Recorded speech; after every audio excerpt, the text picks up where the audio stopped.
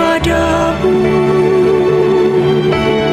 Untuk Engkau aku hidup, untuk Engkau aku mati. Salam sahabat doa kekuatanku, jumpa lagi bersama dengan kami di Doa Kekuatanku Channel pada hari ini, Senin 15 Juli 2024. Sapaan Sabda Tuhan diambil dari Injil Matius bab 10 ayat 34, dilanjutkan bab 11 ayat 1.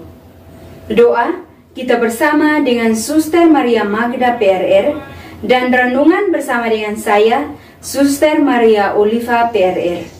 Marilah Bapak Ibu, sahabat, saudara-saudariku yang terkasih, kita menyiapkan hati dan batin kita untuk memulai dengan doa dan permenungan kita pada seluruh hari ini dengan mengundang kehadiran Roh Kudus. Utuslah Roh-Mu ya Tuhan, dan jadi baru seluruh muka bumi. Allahku, nama-Mu hendak ku puji. Engkau amat agung, berdandan sinar kebesaran.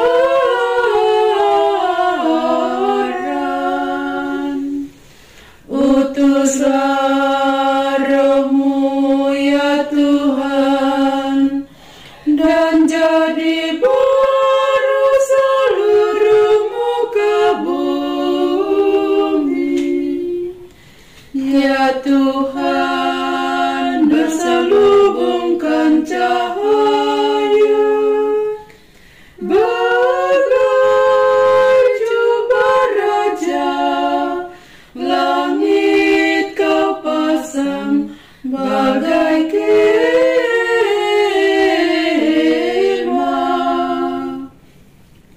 Utuslah Roh-Mu ya Tuhan, dan jadi baru seluruh muka bumi.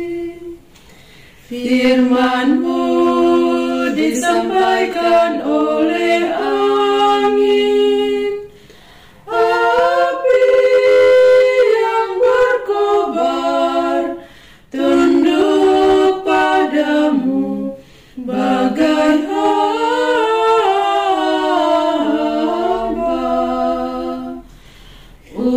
Utuslah Roh-Mu ya Tuhan, dan jadi baru seluruh muka bumi.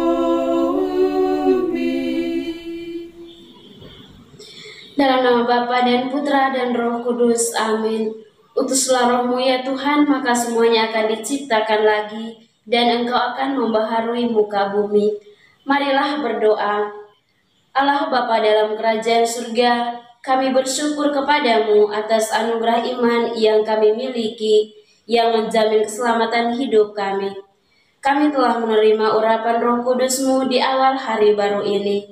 Semoga kami pada hari ini berpikir, bersikap, dan bertindak sesuai dengan tuntunan Roh Kudus yang membawa kami kepada keselamatan, sebab Engkaulah Tuhan dan pengantara kami. Amin. Sapaan Sabda Tuhan diambil dari Injil Matius bab 10 ayat 34, dilanjutkan bab 11 ayat 1. Jangan kamu menyangka bahwa aku datang untuk membawa damai di atas bumi. Aku datang bukan untuk membawa damai, melainkan pedang.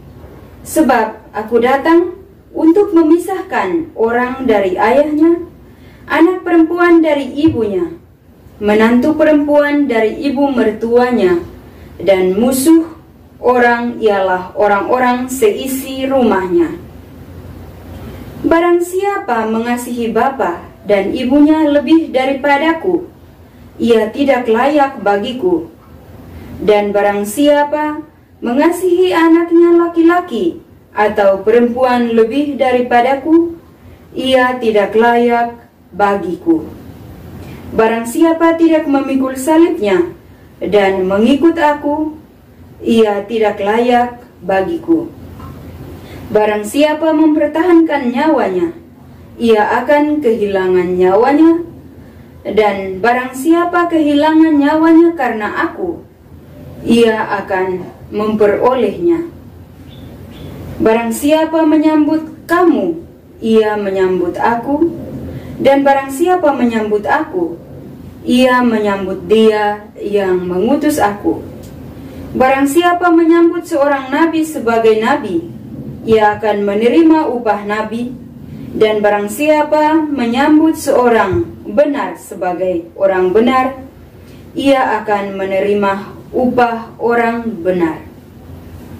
Dan barang siapa memberi air sejuk secangkir saja pun kepada salah seorang yang kecil ini, karena ia muridku, aku berkata kepadamu, sesungguhnya ia tidak akan kehilangan upahnya daripadanya. Setelah Yesus selesai berpesan kepada ke-12 muridnya, pergilah ia dari situ untuk mengajar dan memberitakan Injil di dalam kota-kota mereka. Demikianlah sabda Tuhan. Terpujilah Kristus. Bapak, Ibu, sahabat, saudara-saudariku yang terkasih, bacaan suci yang barusan kita dengar, kedengarannya bahwa Yesus sangat keras melalui perkataannya, "Jangan kamu menyangka bahwa aku datang untuk membawa damai di atas bumi. Aku datang bukan untuk membawa damai, melainkan pedang." Bagaimana Bapak, Ibu, sahabat, saudara-saudariku yang terkasih, kita mengartikan ayat ini? Apakah dengan perkataan ini kita berpikir bahwa Yesus mengajarkan kekerasan? Mari kita melihat sama-sama. Yang pertama, bahwa Yesus tidak pernah mengajarkan kekerasan.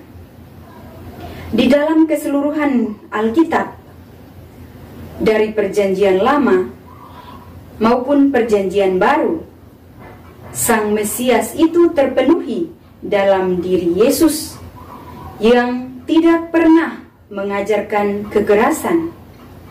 Namun, setiap ayat, setiap kitab yang kita baca, yang kita ketemukan adalah kasih. Kasih inilah yang membuat Yesus atau membawanya sampai kepada kematiannya di kayu salib.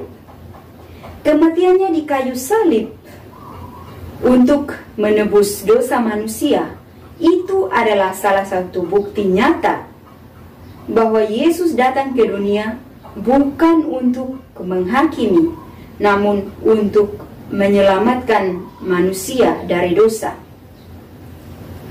Bapak, Ibu, sahabat, saudara-saudariku yang terkasih, dalam kitab lain, ketika Petrus memotong telinga orang yang mau menangkap Yesus, Yesus memerintahkan, Yesus berkata kepadanya, "Masukkan kembali pedang itu kepada sarungnya, sebab barang siapa menggunakan pedang akan binasa oleh pedang. Bahwa aku tidak dapat berseru kepada Bapakku, supaya ia segera mengirimkan lebih dari 12 pasukan malaikat untuk membantu aku." Dari sini kita mendengar dan kita bisa melihat bahwa perkataan Yesus dari bacaan hari ini, Matius bab 10 ayat 34, perkataan itu mengingatkan kita juga akan kitab Alkitab Ibrani bab 4 ayat 12 yang mengatakan, "Sebab firman Allah hidup dan kuat, lebih tajam daripada pedang bermata dua. Ia menusuk amat dalam sampai memisahkan jiwa dan raga, sendi-sendi dan sumsum. Ia sanggup membedakan pertimbangan dan pikiran hati kita. Jadi pedang di dalam Injil Matius bab 10 ayat 34 hari ini bukan merujuk kepada kekerasan, namun ingin mengatakan bahwa ajaran Kristus seringkali tidak dapat diterima oleh banyak orang, seperti pengajaran tentang salib. Ataupun kita ingat bahwa Yesus mengatakan, barang siapa yang makan dagingku dan minum darahku, ia akan memperoleh hidup yang kekal. Dari situ orang merasa bahwa siapakah dia ini sehingga dia mau memberikan kepada kita dagingnya dan darahnya. Namun Bapak Ibu, yang dimaksudkan bukan itu, tetapi bagaimana kita sebagai orang Kristen memberi kesaksian tentang salib. Karena salib itu sendiri adalah kasih yang telah diajarkan sendiri oleh Yesus. Seringkali Yesus menantang para muridnya dengan perkataan yang keras, seperti hari ini. Dia mengatakan bahwa sesungguhnya orang-orang yang berada dalam satu rumah adalah musuh. Tetapi di balik perkataan itu, orang-orang yang berada di sekitar kita adalah orang-orang yang harus kita kasihi dengan sungguh-sungguh, karena itu adalah pemberian atau anugerah dari Allah itu sendiri. Jadi, Yesus datang ke dunia bukan dengan pedang di tangan yang dapat menoreng daging, namun ia datang ke dunia ini dengan kasih yang dapat menoreh hati manusia, sehingga manusia dapat bertobat dan memperoleh keselamatan. Itu adalah salah satu pedang yang ampuh yang diberikan kepada Yesus. Pedang yang bermata dua, pedang yang kuat, pedang yang tajam yang bisa memisahkan jiwa dan raga, yaitu sabda Tuhan itu sendiri. Sampai berabad-abad dan sampai kapanpun sabda Tuhan itu tetap ada. Itulah arti dan firman yang disampaikan oleh Yesus pada pagi hari ini melalui tanda pedang. Akhirnya Bapak Ibu, sahabat saudara-saudariku yang terkasih, kita diajak untuk selalu memberi kesaksian tentang salib, karena Yesus sendiri digantung di kayu salib demi menebus manusia, demi menebus dosa-dosa kita. Dan tentunya semata-mata itu dilakukan karena kasih-Nya yang begitu mendalam kepada kita. Maka kita sebagai orang Kristen, apakah kita sudah menebarluaskan kasih itu di dalam rumah tangga kita, di dalam lingkungan kita, di tempat di mana kita bekerja? Semoga dengan pedang yang dikatakan Yesus pada hari ini bisa kita wartakan sebagai kasih. Kasih kita harus kuat seperti pedang bermata dua yang menembus dalam setiap situasi apapun. Amin. Setelah kita mendengarkan sabda Tuhan dan merenungkannya, marilah kita menyampaikan doa-doa permohonan kita.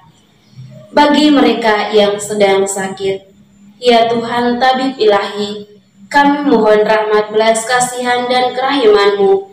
Berkenanlah menjamah dan melenyapkan segala penyakit yang diderita oleh umat-Mu, sehingga mereka boleh mengalami kesembuhan dan pulih dari segala sakit mereka. Marilah kita mohon, kabulkanlah doa kami, ya Tuhan. Bagi para katekis, ya Tuhan Gembala yang baik, berkenanlah mengaruniakan kuasa Roh Kudus-Mu kepada para petugas pastoral agar mereka dapat mewartakan kabar sukacita Injil kepada banyak orang yang menantikan keselamatan. Marilah kita mohon, kabulkanlah doa kami, ya Tuhan. Bagi umat Kristiani yang berada di tempat-tempat terpencil, ya Tuhan yang Maha Baik, kunjungilah dan berkatilah umat-Mu yang berada di tempat-tempat yang terpencil, mereka yang kurang mendapat perhatian dari para petugas pastoral. Semoga mereka tetap mengimani Engkau. Anugerahkanlah kekuatan iman kepada mereka, agar dalam keadaan apapun mereka tetap mengandalkan Engkau dalam hidup mereka. Marilah kita mohon, kabulkanlah doa kami, ya Tuhan. Bagi para pemimpin bangsa dan negara, ya Tuhan, anugerahkanlah roh kebijaksanaan-Mu kepada para pemimpin bangsa dan negara kami, agar mereka mampu menghadapi dan mengatasi segala permasalahan yang terjadi di dalam tanah air ini. Dan semoga keadilan dan hukum semakin ditegakkan di negara kita. Marilah kita mohon, kabulkanlah doa kami, ya Tuhan. Marilah kita menyampaikan doa-doa permohonan kita secara pribadi.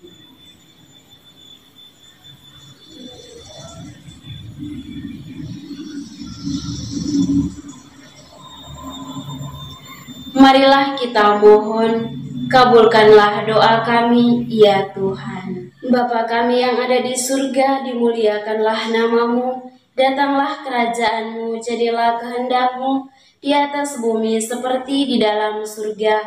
Berilah kami rezeki pada hari ini, dan ampunilah kesalahan kami, seperti kami pun mengampuni yang bersalah kepada kami.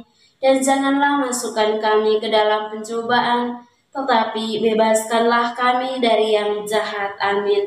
Salam Maria, penuh rahmat, Tuhan serta-Mu. Terpujilah Engkau di antara wanita, dan terpujilah buah tubuh-Mu, Yesus.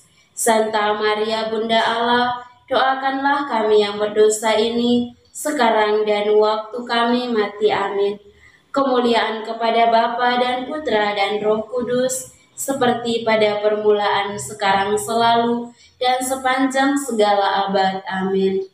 Yesus Kristus, anak Allah yang hidup terang dunia, aku sembah sujud kepadamu. Untuk Engkau aku hidup, untuk Engkau aku mati. Yesus Kristus, anak Allah yang hidup terang dunia, aku sembah sujud kepadamu. Untuk Engkau aku hidup, untuk Engkau aku mati. Yesus Kristus, anak Allah yang hidup terang dunia, aku sembah sujud kepadamu. Untuk Engkau aku hidup, untuk Engkau aku mati. Santa Maria Reina Rosari, doakanlah kami. Santo Yosef, doakanlah kami. Santo Gabriel, doakanlah kami. Santa dan Santo pelindung kita masing-masing, doakanlah kami. Mari kita mohon berkat Tuhan dari tangan imam. Tuhan bersamamu dan bersama rohmu. Semoga Allah yang Maha Kuasa memberkati saudara-saudari, usaha dan pekerjaan, keluarga Anda masing-masing, pendidikan anak-anak di bangku sekolah maupun di bangku kuliah, orang-orang yang selalu kita doakan dalam hati kita masing-masing. Niat-niat baik kita untuk setia kepada Allah senantiasa dijaga, dibimbing dan diberkati oleh Allah yang Maha Kuasa, Bapa dan Putra dan Roh Kudus. Amin. Terima kasih Bapak Ibu, sahabat saudara-saudariku yang terkasih, telah hadir bersama dengan kami di doa dan permenungan kita pada seluruh hari ini. Kita akan jumpa lagi di hari-hari selanjutnya. Kami akan selalu hadir menyapa setiap hati.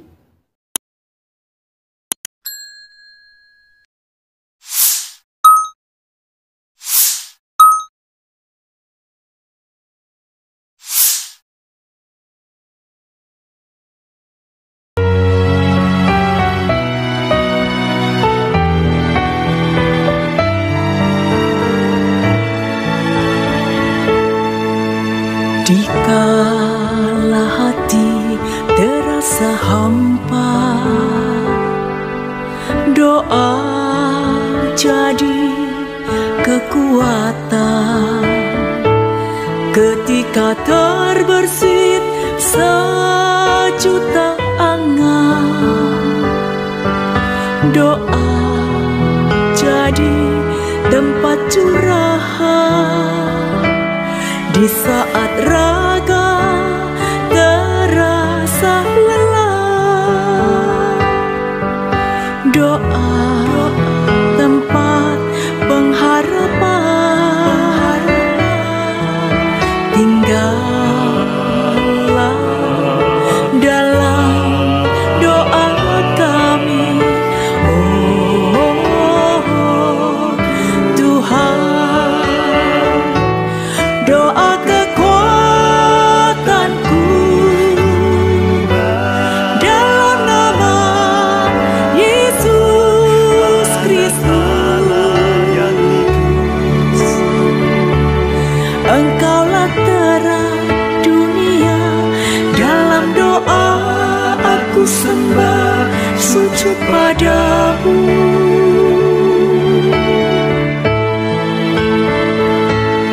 Doa kekuatanku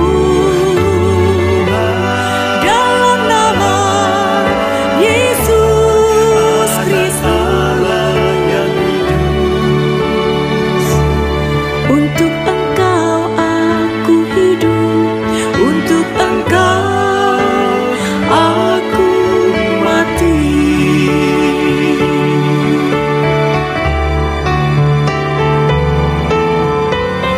Yesus Kristus, Anak Allah yang hidup terang dunia, aku sembah sujud